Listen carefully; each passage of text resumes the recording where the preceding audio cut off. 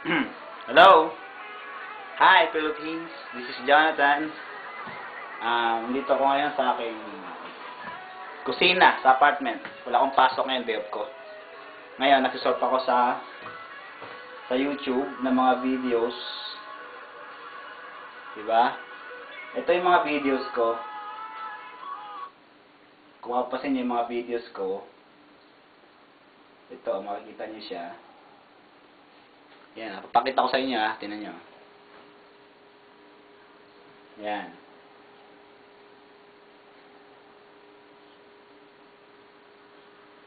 Yan, ako yan. Tingnan mo ha. Yan. Ito ang aking laptop. Yan ang aking laptop. Acer. Yan si Eres. Nagwawalis. Housekeeping. Housekeeping, no? Nagwawalis po siya dahil maraming kalat. Ayan. Ito na po. Nakita niyo yung aking place. Itong place ko. Yan yung aking bench press. Sopa. Ngayon, punta tayo sa aking kwarto. Ha? Okay. Aking kwarto, behind the cortina lang. Kaya yung airbed. Diba? Airbed yan. Ngayon, punta tayo sa terrace. Okay. Ito ang terrace. Yan. Wow. Ayun, no? Ang dami ng sasakyan. There's a lot of car. Ito kasi ang eskwelahan sa tabi lang eh. For Saskatchewan Junior High. Yan. Malamig ngayon. Diba? Yan. Nakikita nyo yan. Yan ang view dito mula sa terrace. Ito ang pine tree. Tapos makikita nyo yung mga sasakyan na yan. Yan yung mga sasakyan ng mga estudyante na nagsusundo. Mga magulang yan. Nandun sa loob ng. Makita nyo tong junior high na yan. Yan. Building na yan. Yan ang Fort Saskatchewan Junior High School. Tapos, yan. Nakita nyo. Sala. Yan. Sangkong ilaw.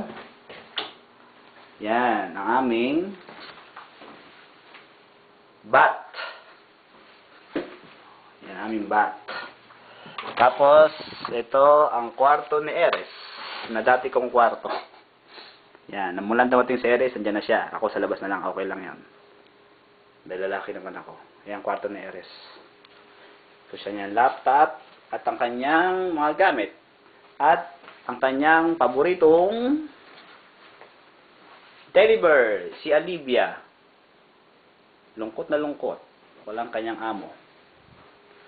At, ito naman, nakita nyo dito, mapapasin nyo, Eres goal in Canada. Ang goal niya, study more. Yung mga menu.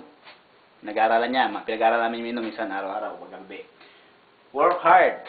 Yan ang gamitin mo dito. Hardworking dapat tayo mga Pinoy. Diba? Save money. Itong save money, mahirap kasi maraming gastusin sa post-crisis pa. Ang Canada, may ng Canadian dollar. Kaya mahirap dito save money. So, ang unang-una is help my family. Help our family in the Philippines. Kaya itong sinulat ni Eres, para matanda niya at di niya makalimutan. Goal niya yan. Goal ko rin yan. Yeah, diba? Yan ang goal namin ni Eres. Tapos, sarado na natin ang kwarto ni Eres. Okay. Okay, punta tayo sa labas. Makita nyo ang labas ng apartment. Ito ang labas ng apartment. Yan ang apartment. Yan. Okay. Ito ang labas ng apartment. Ganda, no? Garden. See? Ito naman ang mga, yung makita niya field na yan, yan ang pinakalob ng campus ng mga elementary. May basketball, football, baseball, lahat. Lahat ng balls nandiyan. Okay. O, sige. Bye-bye. At ako ay kakain ng tanghalian. I miss you all, my families. Bye-bye. Mostly. Nika, I love you, Mama, Papa. And my wife, Sweden. Kati, sorry. Happy wedding, ah. Bye-bye, sorry.